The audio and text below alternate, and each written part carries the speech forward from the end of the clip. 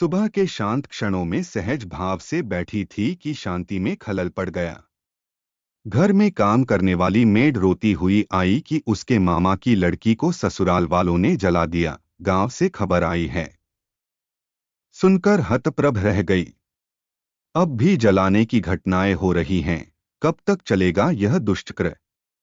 अभी हाल में ही supreme court का जजमेंट पेपर में पढ़ा था कि माँ बाप अपनी जिम्मेदारी समझें। घर टूटने से सबसे ज्यादा परेशान बच्चा होता है। सलाह दी गई थी कि शादी बचाने का प्रयत्न करें, पर शादी बचाने का तो क्या प्रयत्न होता, यहां तो अपनी पत्नी को ही जलाकर खत्म कर दिया गया। न रहेगा बांस न बजेगी बांसुरी। पता चला कि 2 वर्ष पहले ही उसकी शादी हुई थी। अपने पीहर बहन की शादी में आई थी।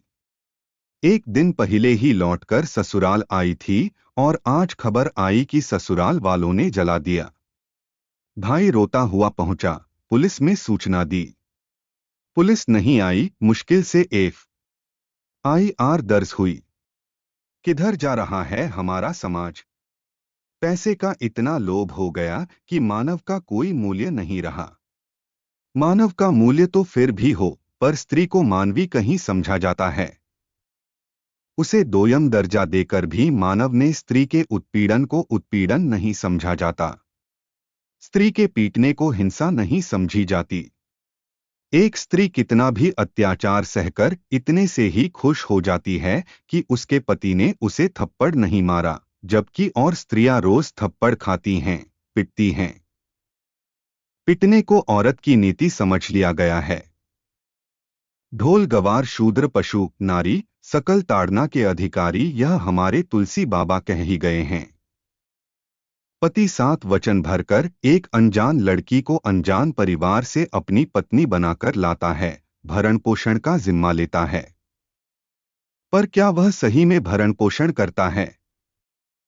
वह बदले में लड़की के माँ बाप से भारी दहेज की मांग करता है, हर अवसर पर कुछ न कुछ मांग करता ही रहता है। अभी एक गांव के लड़के की शादी तय हुई। वह एकदम पढ़ा लिखा नहीं है, पर अपनी जगह इम्तिहान में किसी और को बैठाकर गांव के स्कूल से किसी तरह हाई स्कूल का सर्टिफिकेट प्राप्त कर सरकारी नौकरी में चपरासी पद पर लग गया। उसके बाद शादी के लिए उसके रिश्ते आने लगे। एक दूसरे गांव की 12वीं पास लड़की पसंद की। रिश्ता तय हुआ।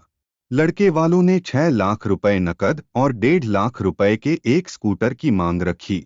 लड़की वालों ने मान ली। फिर यह भी तय किया गया कि बारात में 150 लोग आएंगे और खाने में क्या खिलाया जाएगा।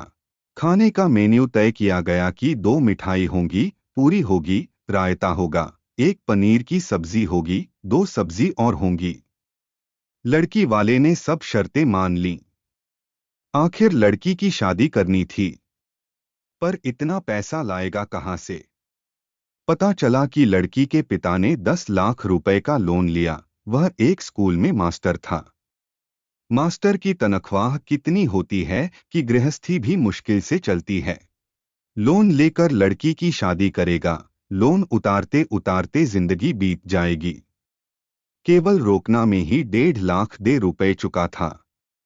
उस पर भी भविष्य ही बताएगा कि इतना देने के बाद लड़की सुखी रहेगी या नहीं। एक और खाते पीते घर की घटना है। धूमधाम से खूब दान दहेज लेकर लड़के की शादी हुई। बहू घर में आई। सुंदर थी, सब अच्छा कुछ था। खूब दहेज दिया गया था, पर बहू के मुंह पर हल्के चेचक के दाग थे। लड़की सुशील थी, आते ही सारा घर संभाल लिया। गर्भवती हुई, बच्चा पैदा करने सूतिका गृह में गई, पर वापस नहीं आ सकी। उसने लड़की को जन्म दिया था और गृह में उसकी देखभाल नहीं की गई। ससुराल में घर पर ही डिलीवरी हुई थी। 8-10 दिन बाद पीहर में खबर पहुंची कि वह नहीं रही। पीहर वालों के आने से पहले ही उसे जला भी दिया गया। 10 दिन की नवजात बालिका बिना मां के हो गई। श्मशान घाट पर ही लड़के का दूसरा रिश्ता तय हो गया और पहली पत्नी की मृत्यु के 2-3 महीने के अंदर ही उसने दूसरी शादी कर ली। यह लड़की भी अमीर घराने की थी, खूब दहेज लेकर आई थी। समाज में थोड़ी कानाफूसी हुई, फिर सब शांत हो गया। किसी को इस घटना से कोई फर्क नहीं पड़ा। वह लड़की जो प्रसव वेदना झेल रही थी, किसी से अपनी मन की दो बात भी नहीं कह सकी। वह क्या कहना चाहती थी, क्या भोगा था उसने, सब अपने साथ चुपचाप लेकर चली गई। जिस पति ने उसकी रक्षा का, भरण पोषण का भार लिया था, खूब दहेज लेकर शादी की थी, वह ही उसका काल हो गया। उसे ठीक से रख भी नहीं पाया। उसके साथ उसने जो क्रीड़ा की थी, उसका भी कुछ ख्याल नहीं किया। भावनात्मक जुड़ाव नहीं था। उसके मरने का भी गम नहीं था। दूसरी शादी से एक और नवयौवना संपूर्ण दहेज के साथ भोग के लिए मिली। उसे तो बिल्ली के भाग से झींका फूटा वाली बात हो गई। एक अन्य घटना है। एक दिन बर्तन मलने वाली दाई ने बताया कि उसकी लड़की ससुराल से वापस आ गई। उसके दो दो लड़कियां हो गईं, पर कोई बेटा नहीं हुआ, तो ससुराल वालों ने मारपीट कर घर से निकाल दिया।